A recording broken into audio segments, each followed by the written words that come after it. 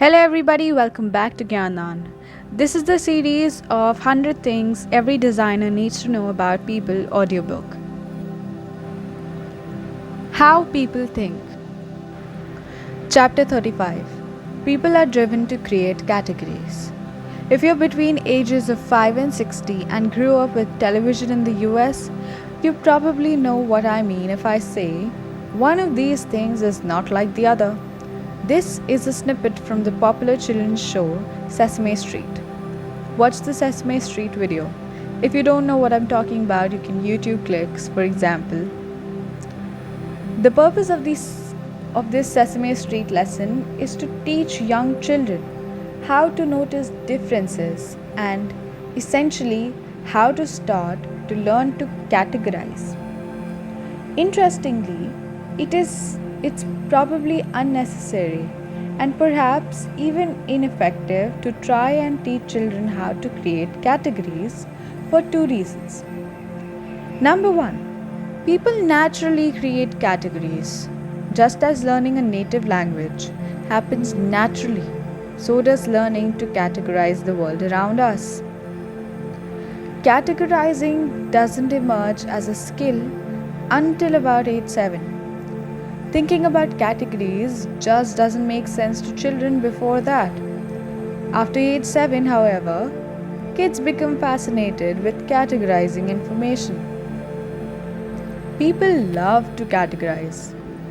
If you have ever conducted a card sorting exercise while doing research for website design, then you have had experience of watching how vividly people approach the task in card sorting. You typically give someone a stack of cards. On each card is a word or phrase about something they would find at the website. For example, if you're designing a website that sells campaigning equipment, then you might have a set of cards that say things like tents, stove, backpacks, returns, shipping, help. In a card sorting exercise, you give people cards and ask them to arrange cards into whatever groups or categories make sense to them. You can have several people do the task, then analyze the groupings and have data from which to build the organization of your website. I have done this many times, including using it as an exercise in classes I teach. It's one of the most engaging tasks I have people to do. Everyone gets involved in this exercise because people like to create categories. The whole field of information architecture is about how to organize information into categories. If you don't provide categories, people will create their own. Just as the visual cortex imposes patterns on what we see, whether or not there are really patterns there, see the How People See chapter. People will impose categories as when they are confronted with large amounts of information. People use categorization as a way to make sense of the world around them, especially when they feel overwhelmed with information. Who organizes doesn't matter as much as how well it's organized. While working on my master's thesis at Penn State, I conducted research on whether people would remember information better if it was organized by other people or if they organized it themselves. Basically, what I found was that it didn't really matter. What mattered most was how well it was organized. The more organized the information, the better some people remembered it.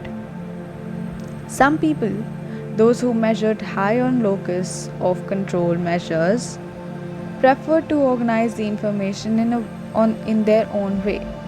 But self-organization versus the organization schemes didn't really matter as long as the information was well organized.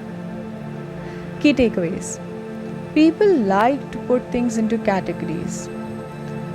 If there is a lot of information and it's not in categories, people will feel overwhelmed and try to organize the information on their own.